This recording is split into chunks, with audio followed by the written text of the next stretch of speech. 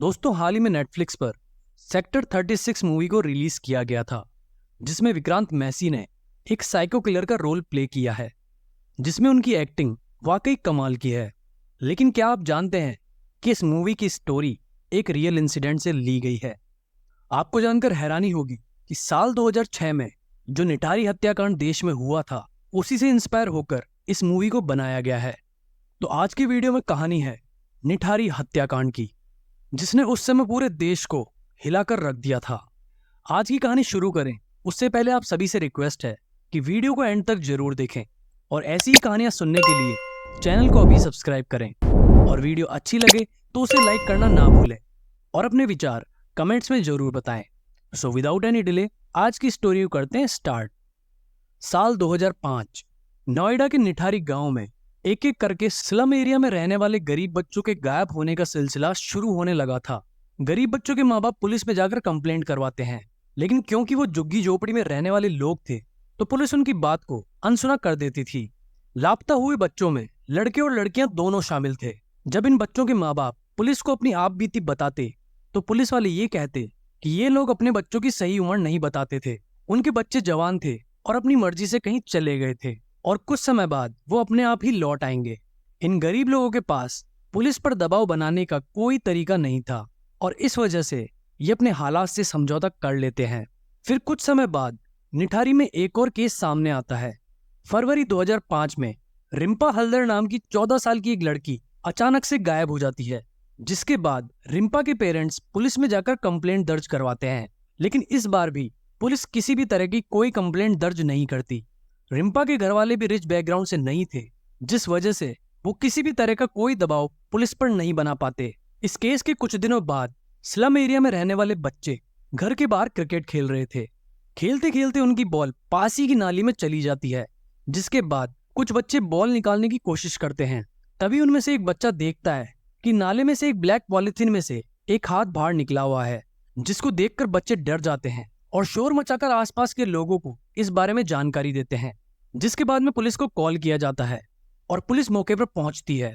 अब यहाँ लोग हाथ देखकर समझ गए थे कि ये किसी इंसान का हाथ है, लेकिन इसके बावजूद पुलिस सभी लोगों को समझा बुझाकर वहां से भगा देती है और बाद में पुलिस ये कहती है कि वो किसी इंसान का नहीं बल्कि एक जानवर का हाथ था, जिससे लोगों के मन में जो भी सवाल उठ रहे थे वो दबे के दबे रह जाएं।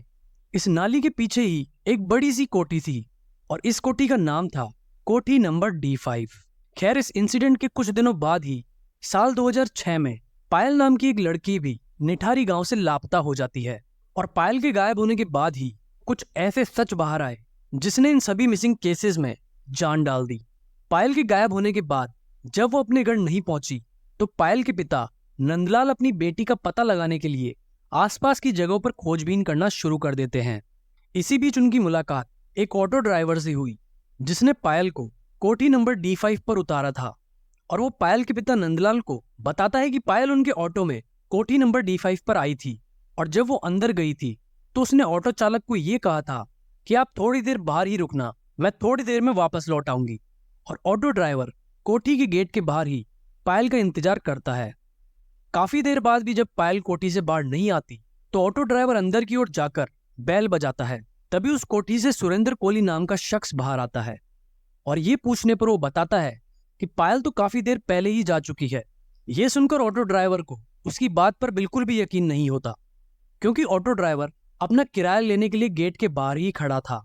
जब वो कोहली को ये बात बताता है तो कोहली उससे कहता है कि पायल पीछे के दरवाजे से निकल गई थी, जिसके बाद ऑटो ड्राइवर वहां से चला जाता है। ये सुनने के बाद पायल के पिता नंदलाल ने तुरंत पुलिस में जाकर FIR लिखवाई और साफ कहा कि उनकी बेटी कोठी से गायब हुई है, और इसके बाद वो पुलिस पर दबाव बनाने लगे जिससे कि पायल का पता लगाया जा सके। इस बार जब पुलिस के सामने निठारी से जुड़ा एक और मिसिंग केस आया तो उन्होंने इस बात पर गौर किया कि ज्यादातर निठारी से जुड़े मिसिंग केसेस में कोठी नंबर D5 का नाम हाईलाइट हो रहा था, क्योंकि इससे पहले जो बच्चे गायब हुए थे उन केसेस के भी चश्मदीदों ने पुलिस को बताया था कि आखिरी बार गायब हुए बच्चों को कोठी के आसपास ही देखा गया था, जिससे पुलिस का शक और गहरा होता है और पुलिस कोठी के अंदर जाकर छानबीन करना शुरू कर देती है। अंदर जाने पर पुलिस को काफी सारी शराब की बोतलें और आपत्तिजनक तस्वीरें कोठी के अंदर से मिलती हैं और कोठी के अंदर से पुलिस को पायल के कपड़े और पायल का मोबाइल भी हाथ लगता है।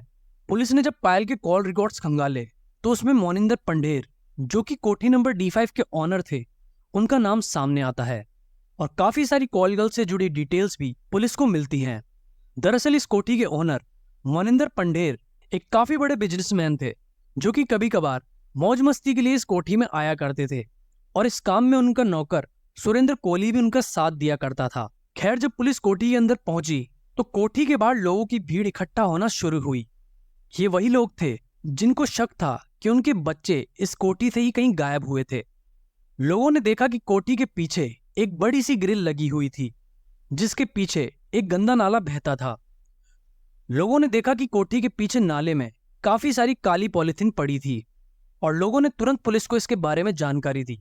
पुलिस भी नगर निगम से सफाई कर्मचारियों को बुलाकर नाले की सफाई का काम शुरू करवाती है और नाले में पड़ी पॉलिथीन्स को बाहर निकाला जाता है। जब पुलिस वालों ने पॉलिथीन की जांच की तो उनके भी पसीने छूट गए, क्योंकि इन पॉलिथीन में बच्चों के नरकंकाल पड़े थे। किसी में बच्चों का सर, किसी में हड्डियां तो किसी में पैर मिले।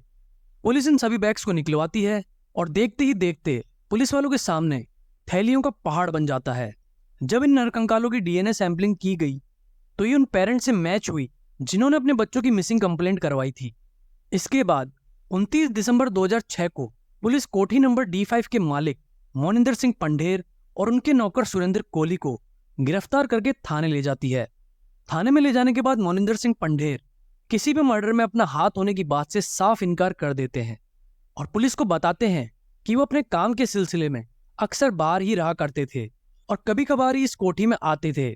मोनिंदर सिंह, जो कि एक बड़े बिजनेसमैन थे और उनके पॉलिटिकल कनेक्शन भी काफी अच्छे थे, तो पुलिस उन पर ज्यादा दबाव नहीं बना पाती और उनके नौकर सुरेंद्र कोहली से इन सब मर्डर के बारे में पूछताछ करना शुरू कर देती है।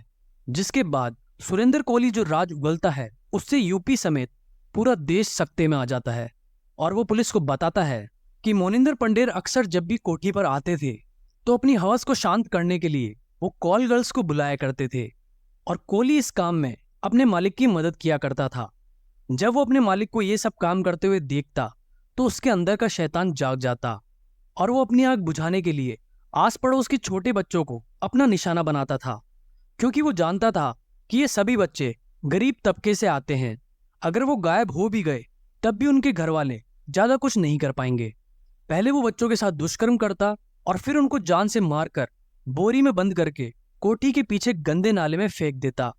शुरुआत में जब वो पकड़ा नहीं गया तो उसकी हिम्मत और बढ़ गई और वो धीरे धीरे हर महीने ये काम करने लगा। लेकिन जिस दिन पायल कोठी पर आई तो इसने उससे भी सेक्सुअल फेवर मांगा, लेकिन पायल उसे साफ इनकार कर देती है और इन दोनों के बीच जुबानी बहस भी होना शुरू हो जाती है।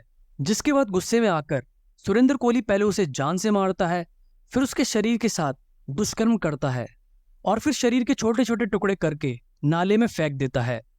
पुलिस ने सुरेंद्र कोहली से यह भी पूछा कि जितनी भी बॉडीज अभी तक उन्हें मिली हैं, ज्यादातर उनका सर और नीचे का हिस्सा ही मिला है। काफी बॉडी का बीच का हिस्सा गायब था और उसने जो सच पुलिस को बताया उससे पुलिस के अधिकारियों के भी पैरों के नीचे से जमीन खिसक गई। उसने बताया कि वो जब शरीर के छोटे छोटे टुकड़े करता था तो उसे इंसानी मांस खाने का मन करता था, जिसके बाद वो काफी सारे बच्चों के मांस को पकाकर खा जाया करता था, जिस वजह से काफी सारी बॉडीज के बीच के हिस्से गायब थे। जब इस बात का खुलासा वो पुलिस को करता है तो ये बात मीडिया के सामने भी आ जाती है और तब पहली बार लोगों को इस नरभक्षी के बारे में पता लगा। तो मैंने उसी टाइम तुरंत काट करके और इसका मैंने बाजू और ये सीने का एक पीस भी खाया था। अच्छा। हाँ जी, जो मैंने घर में ही मतलब किचन में बनाया। जब ये मामला पूरे देश में तूल पकड़ने लगा तो पुलिस ने इस केस को CBI को सौंप दिया और CBI के सामने सुरेंद्र ने अपना जुर्म कबूल भी कर लिया और सुरेंद्र कोहली और मोनिंदर सिंह पंढेर को अलग अलग मामलों में फांसी की सजा सुना दी गई।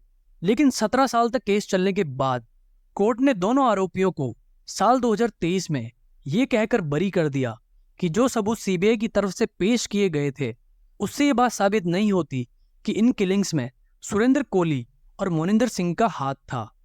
कोर्ट ने कहा कि CBI ने सिर्फ एक ही एंगल से इस केस की जांच की थी। ये मामला ह्यूमन ऑर्गन ट्रैफिकिंग का भी हो सकता था और आज ये दोनों आरोपी, जिन पर 19 लोगों की मौत का आरोप था, जिनमें बच्चों से लेकर जवान लड़कियां शामिल थी, आज आजाद घूम रहे हैं। तो दोस्तों आज की कहानी में बस इतना ही। उम्मीद करता हूँ कि आपको वीडियो जरूर पसंद आई होगी। तो प्लीज वीडियो को लाइक करना ना भूलें और चैनल को सब्सक्राइब करके अपना सपोर्ट जरूर दें। मिलते हैं अगले वीडियो में, तब तक के लिए गुड बाय।